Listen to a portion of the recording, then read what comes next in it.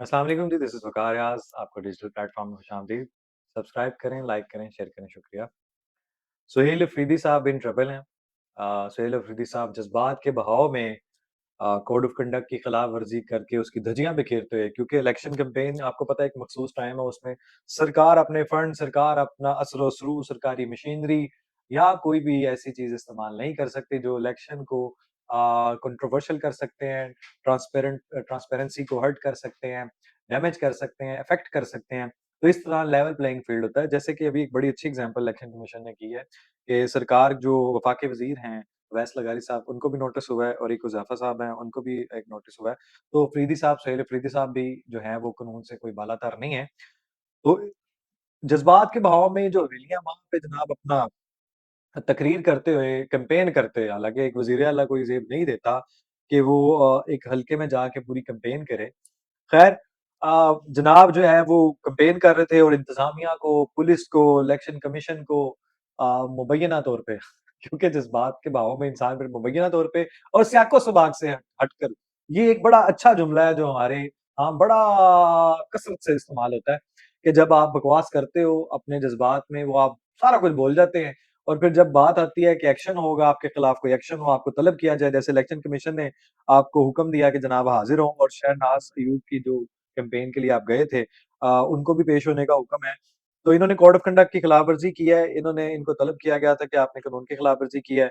और पहले मैं आपको ना इसकी एक स्टोरी बता देता हूँ कि ये जो खाली हुई है सीट, उमर अयूब साहब जो हैं, इनकी नाअहली हुई है और इन नाअहल साहब की जो है सीट जाने के बाद ये सीट खाली हुई, तो आपको पता है कि नियाज़ी महात्मा साहब, इडियालवी चांसलर साहब का कहना है कि हमारी वो पार्टी है जो इंसाफ पे बेस करती है और जनाब हमारे यहाँ जो है ना वो फ़ेवरेटिज़्म, नेपोटिज़्म और हाँ, सबसे बड़ी बात कि जो फैमिली पॉलिटिक्स है ना, वो नहीं है जी कि आप व मोरोसी सियासत का।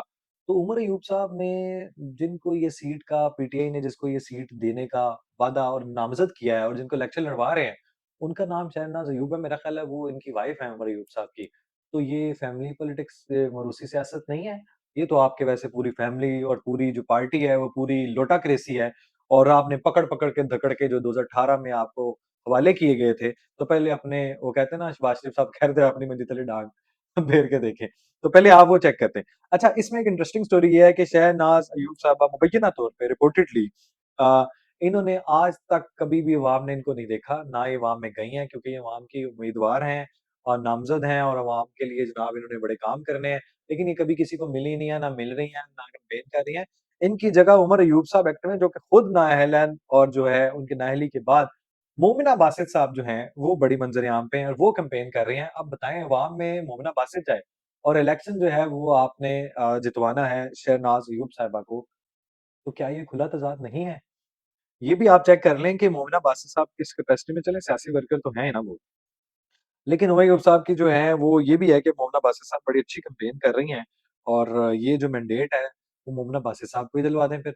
वो शहनाज़ अयूब साहिबा को क्यों ज़रूरत इतनी अगर आपकी वो बापर्दा हैं, मुबैय्यना तौर पे जो रिपोर्टेडली सामने स्टोरी आ रही है, तो जनाब फिर आप अंदर रखें, उनको सियासत में लाने की क्या ज़रूरत है? लेकिन मोरूसी सियासत है ना, तो फिर वहाँ से वो हर्ट होगा।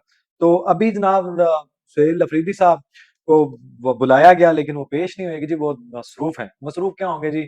चप्पल बनवा रहे होंगे, तस्वीर नियाज़ी महात्मा साहब की साफ कर रहे होंगे, क्रिकेट खेल रहे होंगे, जबकि 4 जगहों पे उनके पूरे सूबे में और मुख्तलिफ अज़ला में जनाब दहशतगर्द बसे होते हैं, छुपे होते हैं, वो मुकाबला कर रही होती है पाक फ़ौज एजेंसीज़ जो हैं, लॉ एनफोर्समेंट एजेंसीज़ जो हैं और इदारे जो हैं वो उनसे लड़ रहे होते हैं, उनको जहन्नुम हासिल कर रहे होते हैं। ये वहाँ पे क्रिकेट खेल रहे होते हैं। ये इनकी मसरूफियात हैं। ये वहाँ पे जाके जूतियों के साइज़ दे रहे होते हैं, नाज़िम महात्मा की जो है वो तस्वीर को चूम रहे होते हैं और वहाँ से पाकिस्तान और कायद-ए-आज़म की जो तस्वीर है वो झंडे की और पाकिस्तान और कायद-ए-आज़म की तस्वीर गायब हो जाती है। नाज़िम महात्मा साहब कह रहे थे और पीटीआई का झंडा रहता है। ये है इनकी मसरूफियात। तो दूसरी तरफ आ जाएँ मैंडेट पे डाके की कहते हैं इनकी एक्सप्लेनेशन आई है कि इनको बुलाया गया ना और ये कहते हैं कि जी नहीं इनको सियाको-सबाक से हट के जो है वो पेश किया गया है मेरी तकरीर को। मैंडेट पे डाका डालने पे आर्टिकल 6 का मैंने बात की है। कोई आर्टिकल 6 की आप लोग बात करते हैं जिन्होंने असेंबली तोड़ दी थी जब वोट ऑफ नो कॉन्फिडेंस जो है वो मोशन टेबल हो चुकी थी, जब नियाज़ी महात्मा साहब ने असेंबली तोड़ दी थी। आर्टिकल 6 तो आप लोगों पे लगता है ना ऑब्वियसली लगता है। एक आम फ़हम में तो यही लगता है और बिल्कुल और ऐसा लहज़ा कहते हैं इस्तेमाल नहीं किया जो आइन आइन के दायरे से बाहर हो। आप लोग आइन की बात करते हैं, जो 26 नवंबर करते हैं, 9 मई करते हैं, जो तोड़-फोड़ करते हैं, जो मुल्क में अफरा-तफरी फैलाते हैं, तोड़-फोड़ करते हैं, जलाओ-गिराओ करते हैं, बलवा करते हैं, आग लगाते हैं, शुहदा का मज़ाक उड़ाते हैं। मतलब आप बात करते हैं, क्या बात है। अच्छा चलें, दूसरी तरफ कहते हैं जी गौहर साहब कहते हैं कि ऑपोज़िशन लीडर महमूद अचकज़ई साहब को ही बनाने का हुक्म है और ये हुक्म कहाँ से आया? न्याज़ी महात्मा अडयालवी चांसलर साहब का, जो कि गचकज़ई साहब का मज़ाक उड़ाते होते थे चादर पहन के। वो फ्राडिया, और मैं भी बड़ा समझता था कि वो फ्राडिया नहीं है, वो चादर ऐसे ओढ़ के ऐसे से, ये मैं नहीं, न्याज़ी महात्मा साहब। ये कहते हैं ना, जो अपना थूका ये ज़रूर चाटते हैं, ये इनके अंदर एक ख़ासियत है। अच्छा, पाकिस्तान इंडिया की जो वॉर रही 4 दिन रही बा मुश्किल से, और न्याज़ी महात्मा साहब के लोगों में से आज तक ना कभी किसी ने इसके लिए कोई एप्रिशिएट किया, ना वो करते हैं, क्योंकि तालिबान के वो हक में हैं, उनको हमने तुना हुआ है। इसी तरह हमने भारत को तुन दिया, और जिसकी तस्दीक जो है वो ट्रंप ने, दुनिया ने, और अब तो कांग्रेस की रिपोर्ट आ चुकी है कि 4 दिन वो मुश्किल से गुज़रे और ये जो है वो घुटने टेकने पे मजबूर कर दिया। इनको हमने नाको-चने चबवाए और भारत को ज़नाटेदार थप्पड़ मारा और रसीद किया, और दुश्मन को घुटनों के बल गिराया। हमने इनको मारा, भगाया, गिराया, और बिल्कुल सही तरह कागज, चिड़ियों के कागज जो है ना की तरह जो है, वो चिड़ियों की तरह हमने इनके राफेल गिराए और राह को फेल किया। अब वो उनका इतना दुःख, गम जो है वो उनसे हज़म नहीं हो रहा, तो पाकिस्तान में आए दिन कोई ना कोई दंगा-फ़साद का प्लान करते हैं, फंडिंग करते हैं, कभी खारजियों को, कभी स्पॉन्सर्ड याफ्ता इस तरह हिंदुस्तान को राइज़ करते हैं, लॉन्च करते हैं कि पाकिस्तान में अफ़रा-तफ़री करो, धमाके करो। लेकिन हम बिल्कुल आपको जो है वो दुनिया में जितना आपको अकेला, रुसवा, ज़लीलो-ख़्वार कर दिया है, that is the first thing के जो हम कर सकते थे और हमने किया, और दुनिया ने उसको एप्रिशिएट किया। अच्छा, फैसलाबाद में एक बड़ी अफ़सोसनाक खबर ये है कि फैसलाबाद के थाना मंसूराबाद के इलाका 302 में मलकपुर नेमत कॉलोनी की रिहायशी में आबादी में जो है ना कायम, ये थी जहाँ डाइज़ केमिकल ग्लू फैक्ट्री का बॉयलर फटने के बायस जो है हलाकतों की तादाद 16 हो गई है। हलाक होने वाले में से 4 जो हैं वो एक ही खानदान के मियाँ-बीवी और 2 बच्चे उसमें शामिल हैं, और ये है कि जी इस धमाके में फैक्ट्री जो है वो ज़मीन-बोस हो गई है, और जो नज़दीक तरीन जो घर थे, उन 9 घरों की छतें गिर गई हैं, और एक खानदान में 45 साला, दूसरा 25 साला उबैद, फिर 21 साला उमर, ये मतलब डिफरेंट 16 हलाकतें हैं। ये अल्लाह इनकी मग़फ़िरत फ़रमाए। सबसे पहला क्वेश्चन, अब चीफ मिनिस्टर साहब एक्शन में हैं, वज़ीर कानून साहब एक्शन में हैं? नहीं।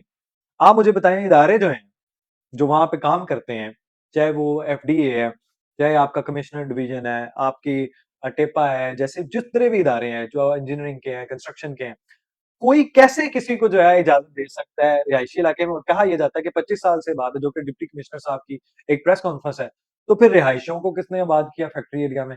अब फैक्ट्री एरिया है तो फिर रिहाइश नहीं होनी चाहिए, और रिहाइश है तो फैक्ट्री नहीं होनी चाहिए। तो पहले, सबसे पहले उन मुजरिमों की गफ़लत, उनको पकड़ा जाए, फैक्ट्री वालों को पकड़ा जाए, उनके अंदर जो गैर कानूनी जहाँ कहीं भी रिहायशी आबादी में आबाद हैं, वहाँ पे सबसे पहले उन फैक्ट्रियों को सील किया जाए, मुनासिब जगह पे ट्रांसफ़र किया जाए, जहाँ फैक्ट्री एरिया है उस ज़ोन में ट्रांसफ़र किया जाए। हर एक शख्स के खिलाफ एक्शन लिया जाए, और एफआईआर 302 की उनके खिलाफ होनी चाहिए जिन डिपार्टमेंट्स ने वहाँ पे उनको आबाद किया, और ये सारा खर्चा सरकार के खाते में जाना चाहिए, ये उनको पे करना चाहिए, और इन जिनकी शहादतें हुई हैं, जिनके जो प्यारे मर चुके हैं, इनको कंपनसेट करें। और अभी भी खुदारा कोई इंसिडेंट होता है तो आपकी तवज्जो जाती है, और वो 1-2 दिन 4 दिन जो है वो जाती है बात, और उसके बाद फिर वो आएँ-बाएँ-शाएँ होके वो मलिया मेट हो जाती है। तो पहले आप अपने इलाकों में जो काम कर रहे हैं, जो डिविजन्स काम कर रही हैं, चाहे वो कोई भी डिपार्टमेंट है, सबसे पहले हर जगह का जाके आप इवैल्यूएट करें, एनालाइज़ करें और रिव्यू करें चीज़ों को कि कहाँ पे ऐसी चीज़ें हो रही हैं। आपके पास इतने मुखबर हैं, आपके पास इतनी सरकार है, आपके पास इतनी फ़ोर्स है, पहले सारी चीज़ों को पहले एश्योर करें, और जो इनका बेसिक ड्यूटी है पहले उसको परफ़ॉर्म करें, और इनका जो है वो सद्देबाप करें, और लोगों के लिए मुनासिब जो है वो बंदोबस्त करें। उसके बाद जाके आप इन चीज़ों पे काबू पा सकते हैं। ये तशवीशनाक खबर थी, जिससे इंसानियत का बहुत नुकसान हुआ, और दिल तो है वो लर्ज़ा है।